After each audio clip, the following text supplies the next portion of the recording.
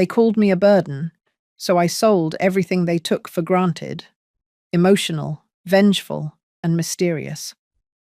They called me useless, a burden, just an extra mouth to feed.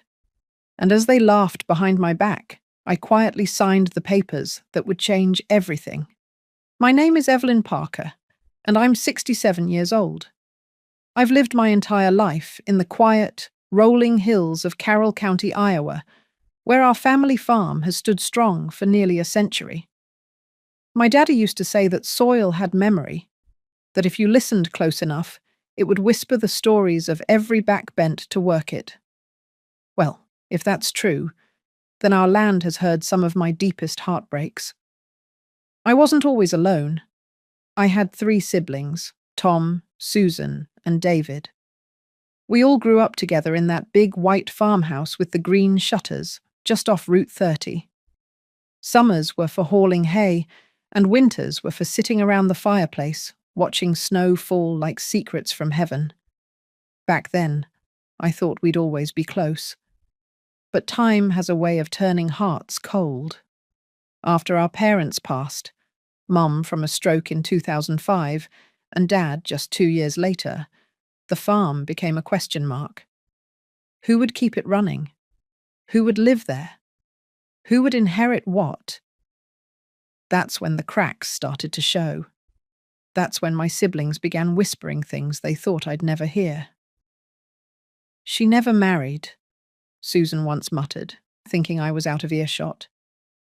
"She doesn't have kids. She doesn't even work," Tom added, shrugging like I was invisible. "She's just another mouth to feed," David said. That one stuck. They saw me as dead weight, a relic of the past, clinging to memories and empty barns. But they didn't understand. I stayed because this land was my soul. I cared for it after Mum and Dad died. I kept the books, paid the taxes, fixed the roof when hailstorms rolled in. I grew tomatoes out back, sold eggs to the local diner, and donated surplus to the food bank every fall. I wasn't just living, I was surviving. Alone, yes, but surviving with purpose. And yet, to them, I was in the way. In 2019, I overheard the final straw. I had come downstairs early one morning to find them huddled around the dining table, Tom, Susan, and David. They hadn't seen me yet. "She's not contributing," Susan said, tapping her perfectly polished nails on the oak table. "We could lease the East Field to the Hendersons if she moved out. We could even sell," David added. "Split the profits 3 ways." 3 ways. My heart sank like a stone. They were planning to push me out. And the worst part? They didn't even think I deserved a share. That's when I realized I wasn't part of their plan. Not now, not ever. I walked back upstairs that day without saying a word. I sat on the edge of my bed and stared out the window at the soybean fields glistening in the morning dew. My father once said, "Family is who shows up when it's inconvenient." I finally understood what he meant. That night, I took out the old cedar box from under my bed. Inside were the original deed papers to the farm, signed by Grandpa Harold in 1927, and a folder my father had tucked away just before he passed. It was the updated last will and testament, signed, notarized, and legally binding. And do you know what it said? That the entire farm, every acre, every outbuilding, every windmill and rusted tractor, had been left to me. Just me. They didn't know. And I hadn't told them. Because I thought maybe they'd still treat me like a sister, not a shareholder. But I was wrong. As I held that will in my hands, shaking, I made a decision. One that would turn the tables in a way they'd never expect. They called me an extra mouth. I'd show them what that mouth could do. The next morning, I called a lawyer. And what followed? Well, they never saw it coming. The phone call was short and calm. Mr. Wallace, my father's old estate attorney from Des Moines, still remembered me. "Evelyn?" he said, his voice warm like flannel on a winter day. "Your father said you might call me one day. He left instructions, private ones." That stopped me cold. My father left instructions? For me? I made the 2-hour drive to his office in silence, the farm fields whizzing past like ghosts. When I walked in, Mr. Wallace was already waiting. He poured me a cup of coffee, just the way Dad liked it, black, with a splash of milk. He opened a folder, thick with papers, and laid it between us. "Your father wanted to protect you," he said. "He knew how your siblings were. He knew how much you'd sacrificed for this land." I blinked back tears. I hadn't even told him why I was there, but somehow he knew. We went over everything: the updated will, land deeds, the trust account, and, most importantly, the ownership clause my father had inserted quietly after Mom passed. It clearly stated that if any disputes arose, I had the sole decision-making power over the farm. No need for unanimous family consent, no votes, no approval needed. I owned it, and I could sell it, or lease it, or bulldoze it for that matter. I left his office that day with a folder that weighed more than bricks. Not in my hands, but in my heart. Because now I had the power, the leverage. But I also had the ache of knowing it had come to this. I didn't want revenge. I wanted peace. But sometimes, peace doesn't come until you stop being a doormat. That weekend, my siblings came to the farm again, uninvited, as usual. Susan walked in like she owned the place, wearing a bright coral blazer and heels totally unsuited for the muddy driveway. Tom and David followed, acting like they were here on business. "Evelyn," Susan said, crossing her arms, "we've been thinking. It's time to sell the Eastfield. We already have a buyer lined up. The Hendersons are offering a solid price." I stared at her, expressionless. "We just need you to sign," David added, sliding a typed-up agreement across the kitchen table like a car salesman. Tom chimed in. "It's a good deal, Evie. Don't make this difficult." That was when I placed the folder gently on the table. They all looked confused. Then I opened it. I handed each of them a copy of Dad's will and the legal documents Mr. Wallace had prepared. Tom frowned. What is this?" "It's the truth," I said. "Dad left everything to me. The house, the fields, the livestock, the decisions, it's all mine." Silence. You could hear the tick of the old wall clock like a countdown. Susan's face went pale. David's jaw clenched. Tom looked like someone had just slapped him across the face. "You're lying," Susan finally spat. "Dad would never do that." "He did," I said calmly. "And you know what? I wish he hadn't had to. I wish we were the kind of family who could have talked this out. But I've seen who you are when you think I'm powerless." David stood up abruptly. "So what now? You're just going to lord it over us? Hold it all hostage?" "No," I said, rising too. "I'm going to make some decisions, and you won't like them." That night, I stood on the porch, looking out at the land I'd loved and protected my entire life. But now, I didn't feel protected. I felt awakened. Because when you finally realize your worth, you don't sit at tables where love is conditional. I poured myself a cup of tea, sat in the rocker, and began to think. Not about what they'd done to me, but about what I was about to do next. The offer came in fast, and when I told my siblings, they begged. Oh, they begged. It didn't take long. Just one phone call to a local real estate agent, Marcy Hill, a no-nonsense woman from Council Bluffs who'd handled more farm transitions than most folks had births in their families. She came out that week, walked the property, took notes, snapped photos, and gave me a long look when she stepped off the porch. "You're sitting on something big here, Evelyn," she said. "Old family farms with full water rights and this much acreage. You could get $500,000 without blinking." I blinked. "Or," she added, "if you're willing to be patient, maybe even more. Developers are sniffing out this area. All they see is future subdivisions and easy money." I didn't say much, just nodded and stared out toward the west field, the one Daddy always called the stubborn acre. Funny, he could have been talking about me.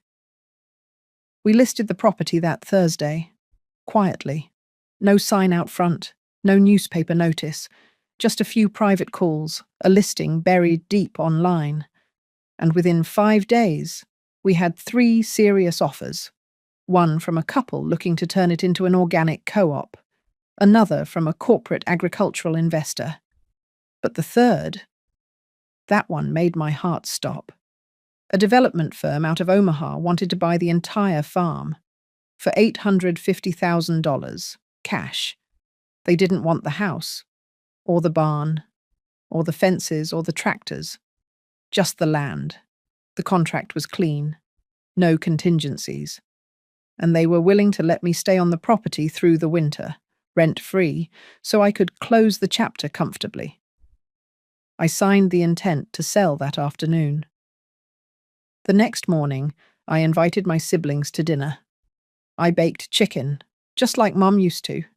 Mashed potatoes, green beans, sweet tea. I even set the table with the blue china we only used on holidays. They came, reluctantly, confused, suspicious. Tom was the first to speak once we'd all sat down. "What is this?" he asked, side-eyeing the fine silverware. "A guilt dinner?" "No," I said. "It's a goodbye dinner." Forks paused in mid-air. I let the silence stretch just enough to make them squirm, then said, "I sold the farm." David's glass clinked against his plate. Susan blinked like I'd slapped her. "You... what?" she whispered. I calmly handed them each a copy of the pending sale agreement. Cash buyer. Closing in 30 days. "You can't do this," Tom said, rising from his chair, his voice shaking. "I can," I said. And I did. "This is our legacy," Susan yelled. "You don't get to destroy that because you're bitter." "Oh," I said softly. "So now it's our legacy? When you called me useless? When you said I didn't matter?" David leaned forward. "We didn't mean—" "You did," I snapped. "Every word. You saw me as dead weight, as an obstacle. So now I'm removing myself." They all began talking at once, begging, bargaining, threatening lawsuits. Tom even pulled out his phone, frantically searching legal loopholes, mumbling about undue influence and implied family ownership. But it was too late. Everything was in my name, and my attorney had made sure every document was airtight. "I'm not keeping the money," I said, standing up. That shut them up again. "I'm donating most of it to a foundation in Mom and Dad's name. For single women in agriculture. Women who never got credit for working the land." Susan stared at me, mouth open. David looked like he'd been punched. Tom just sat down, stunned. "This place made me who I am," I said. "But staying here, letting you treat me like I didn't exist, that almost broke me." I looked at each of them in the eyes. I'm done being quiet. That night, as I washed the dishes by hand one last time, I felt something I hadn't felt in decades. Peace. Not because I'd gotten revenge, but because I'd reclaimed my voice. And for once, they had no choice but to listen. But peace doesn't come without backlash. What they did next, I never saw coming. I should have known they wouldn't take it quietly. For a moment, after that dinner, I felt like I'd finally closed the book. like I could move forward with dignity, knowing I'd taken control of my story. But the thing about family wounds is they don't scab over clean, they fester. And my siblings weren't done. It started with the calls, dozens of them, sometimes one right after the other. I stopped answering after the second day. I changed my voicemail to something simple. Please respect my boundaries. This decision is final. That didn't stop them. Susan left long, rambling voicemails about healing the family and how I'd embarrassed them in the community. David's messages were cold and short, legal threats cloaked in brotherly concern. But it was Tom's messages that cut deepest. He just kept saying the same thing. You ruined us, Evie. But the real storm came about a week before closing. I came home from picking up some canned goods in Denison, and as I turned into the gravel driveway, I saw something that made my stomach twist. Spray painted in red on the old barn doors were the words, Traitor. You'll regret this. Family first. I sat in my truck, hands trembling on the steering wheel. I didn't cry. I didn't scream. I just froze. The land was quiet. Too quiet. Like it was holding its breath. I called the sheriff. A kind young man named Deputy Halverson showed up within the hour. He took pictures, shook his head, and said gently, Do you have any idea who might have done this, ma'am? I laughed bitterly. I have 3 very loud guesses. He offered to file a report, but I declined to press charges. I didn't want this to turn into a war, but inside, I felt something shift, something harden. They didn't just disagree with my decision, they wanted to punish me for it. Later that week, I received a letter, a formal one, typed and signed by David's attorney. It claimed that my siblings were entitled to a share of the proceeds due to implied contribution and historical inheritance rights. It accused me of acting in bad faith. It demanded mediation. I took the letter to Mr. Wallace in Des Moines. He read it slowly, then looked at me over his glasses and said, This is grasping. They're flailing. But could they win? I asked. No, he said firmly. But they'll make noise. They'll drag it out if you let them. That's when I made my second decision. I wasn't just going to sell the land. I was going to leave everything behind.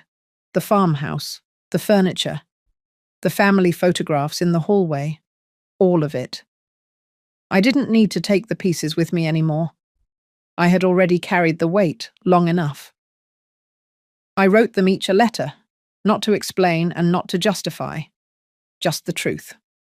To Susan, I wrote, You always believed love had to be earned. I hope one day you see it can also be given freely.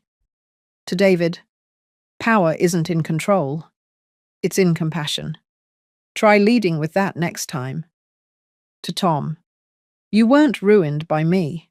You were ruined by your own silence when it mattered most. I left the letters on the kitchen table, neatly folded under 3 chipped coffee mugs, one for each of them. Then I packed a single suitcase, 2 changes of clothes, a framed photo of Mom and Dad in their wedding attire, and 1 packet of heirloom tomato seeds I'd saved from last year's garden. I locked the front door, slid the key into the mailbox, and drove away. The windmill in the distance turned slowly, creaking like an old friend waving goodbye. For 67 years, I had been the quiet one, the dependable one, the one who stayed behind while everyone else lived their lives, but not anymore. I wasn't running away from the past. I was walking towards something new. I thought I'd left the worst behind. But then, 3 months later, a letter arrived that stopped my heart. I settled in Decorah, a quiet town in northeastern Iowa where the hills roll like soft shoulders and the air smells of pine and promise. I rented a modest 1-bedroom cottage on the edge of town. Nothing fancy, but the front porch caught the sunrise, and the backyard had space for a little garden. It was peaceful. Nobody knew my name. Nobody looked at me like I owed them anything. I volunteered at the community library 3 days a week. On Thursdays, I'd walk to the farmer's market and buy bread from a woman named Cora, who always gave me an extra slice of banana loaf just because. Slowly, I stitched together a new kind of life. Quiet, gentle, mine. Then the letter came. It was a plain white envelope, no return address. The handwriting was unmistakable. Susan. My hands trembled as I opened it. I half expected venom, more legal threats, some final grasp at control. But inside was something else entirely. Evelyn, we were wrong. All of us. I know you probably won't believe that. And maybe you never want to hear from me again. I understand. But I need to tell you something. After you left, Tom fell apart. He drank. David shut down. They both blamed you, but I saw it for what it was. We destroyed the one person who held us together. I didn't realize how much you carried until the house sat empty. Until I tried to make your old cornbread recipe and failed. Until I opened Dad's ledger and saw how many times he'd written, "Evelyn handled this." I miss you, not because of what you gave us, but because of who you are. If you're willing, I'd like to visit. Just once. Just to say it to your face. Love, Susan. I sat on the porch for a long time after reading it. The breeze stirred the wind chimes gently. A robin landed on the railing. I stared at the horizon and wondered, was this real? Did she mean it? Or was it just another version of manipulation wrapped in guilt? That night, I didn't sleep much. Memories kept floating up. Susan braiding my hair when I was little. Her singing Patsy Cline while doing the dishes. The time she drove 3 hours to pick me up from college after I'd broken up with my first love. We hadn't always been like this. The resentment, the bitterness. It had crept in over years, like dust gathering in corners no one bothers to sweep. But could I forgive? Could I trust? The next morning, I wrote back. Just a few lines. Susan, I'm not sure what to say. I didn't expect this, but I appreciate it. I really do. I'm not ready for a visit yet, but I'm open to writing. Maybe that's where we start. Take care, Evelyn. I walked to the post office and dropped it into the big blue box. And for the first time in years, I felt something strange blooming in my chest. Not hope exactly, something softer, possibility.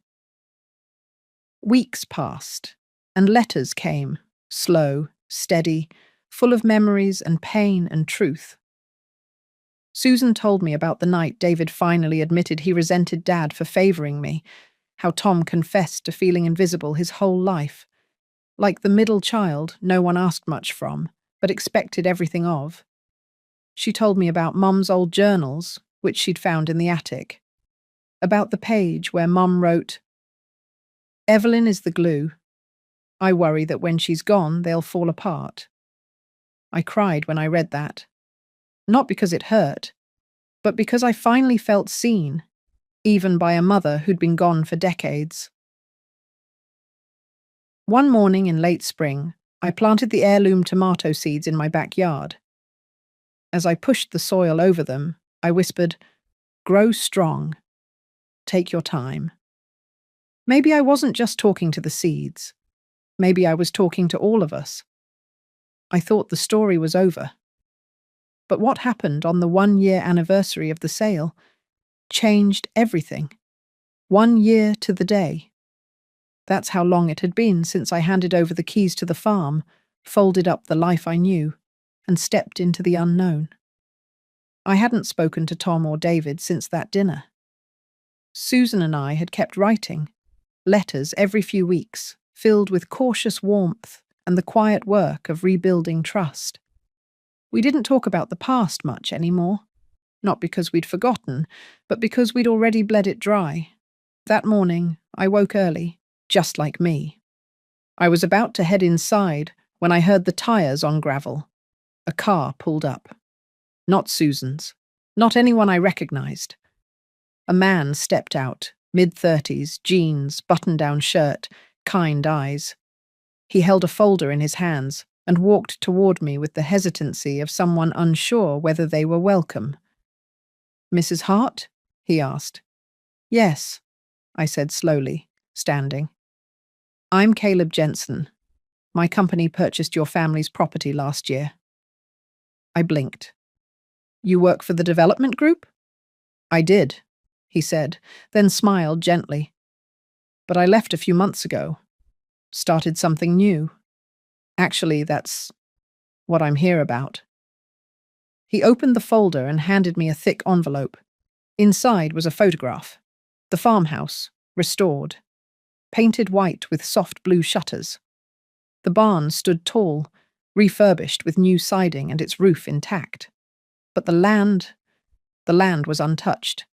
No subdivisions, no bulldozers, no concrete scars, just golden fields, wildflowers, fences mended with care. "What is this?" I asked, heart pounding. He nodded. "After we bought the land, my father, he passed not long after, left me a letter. He was from this town. Turns out he grew up admiring your family. He always said, 'That Hart farm taught me what hard work looks like.' When he heard the place was for sale, he made the purchase under the development firm's name. But his plan was never to build houses." I sat down, stunned. "He left it to me, and I decided to turn it into something better, something honest."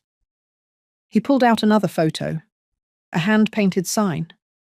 "Hart Foundation for Women in Agriculture, established 2024. My throat tightened. Caleb continued. "We've turned the farm into a training center for women like you. Women who gave their lives to land and labor and never got credit.